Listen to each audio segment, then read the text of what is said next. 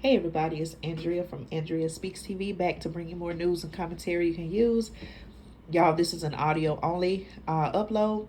You can hear me, but you won't see me. I'm a little bit stuffy. I'm eating some soup right now, and I'm also drinking juices, water, staying hydrated. And I believe that I will be all right, okay? But thank you all so much for your concern. Listen, you all know I make a conscious effort to bring you stories that sometimes aren't always headline news, but I feel like you need to know about in an effort to benefit you and your family so that you can be prepared. Listen, I want to come on and let you know that there's a possibility, okay, that you may see a shortage of Clorox, okay? Everyone is familiar with the brand Clorox, right? There's a possibility. I want you to know that there's a possibility that you may see a shortage of Clorox products in stores in your local area. Okay, now, listen to this, y'all. So I have some information here. Clorox, okay, has now issued a warning, okay, saying that the cyber attack that happened to them 2 months ago may bring about product shortages, and not only product shortages, but also they may see a drastic decrease in their sales. Okay, now some customers, some consumers are reporting shortages of Clorox, Glad, Fresh Step, and other Clorox brands as the company continues to deal with the outcome of the cyber attack. Okay, let me give you some details, y'all. Now, I haven't noticed, not to say that this isn't happening, but in my area, I haven't noticed yet a Clorox shortage, but I will be going into the stores later this week, and I'll probably record a video and I'll let you all know what I'm seeing. Okay, I was recently in one store where I was in a Costco wholesale, and I noticed that the prices were higher, but of course, you know, buying in bulk, uh, depending on the product, you may pay more, but I definitely will pay a little bit more attention. Okay, but y'all, haven't you seen over the last several months, even years, an increase in the price of like your Clorox disinfectant spray, disinfectant wipes? You know, now we're in a season where this is what, cold and flu season. The students are back in school, children are back in school.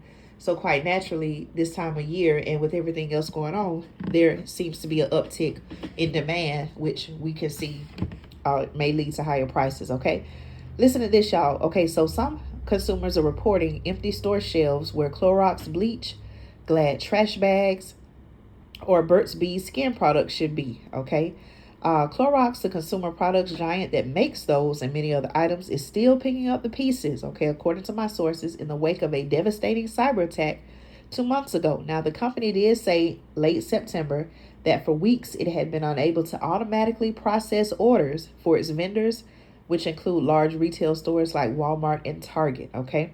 That in turn slowed down sales and caused outages and shortages, okay? Now, there was a cybersecurity researcher at a place called Recorded Future speculated about the damage caused to Clorox manufacturing operation after the cyber attack. Okay, this person was quoted as saying, and I quote, "When Clorox couldn't take in the orders, even though the lines themselves could run, Clorox couldn't tell them what to produce or where to send it." Okay, now this particular cybersecurity researcher isn't working on the Clorox case, but said that he is familiar with it. Okay, now, even as late as last week, Clorox started to explain how the ransomware attack has hurt its business.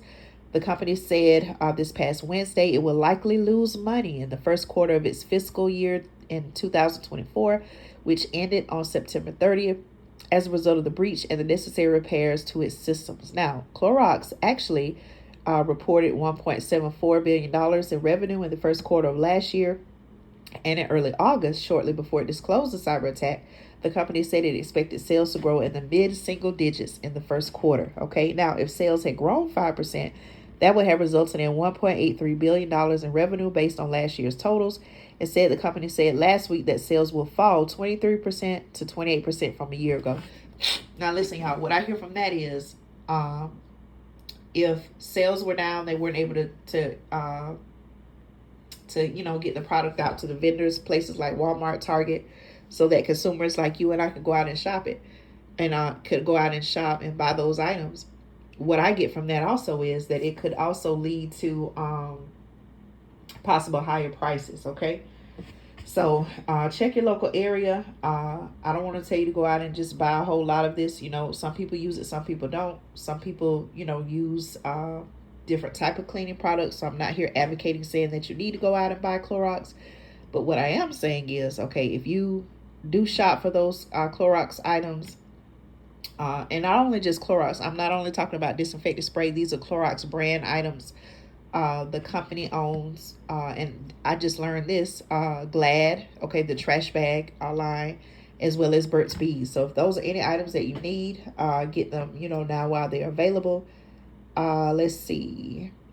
Okay, so Bloomberg reported last week that officials believe Clorox was hacked by the same group that went after casino operators MGM and Caesars Entertainment in September. Okay, so that's some information as well. Like I said, Clorox, they knew about it. They just recently decided to share more information. Now, also they said, according to my sources, but even if Clorox did not have to announce a major data breach, consumers would notice when Tilex, Hidden Valley Ranch dressing, Kingsford charcoal, or Scoop Away cat litter were in short supply. They just might not know the reason for it. Okay, so even if you use some of those items, again, I didn't know they were owned by Clorox, but they're saying that that is the reason. Okay, now Clorox, for its part, says it is still dealing with the effects of the breach and continuing to get its business on track.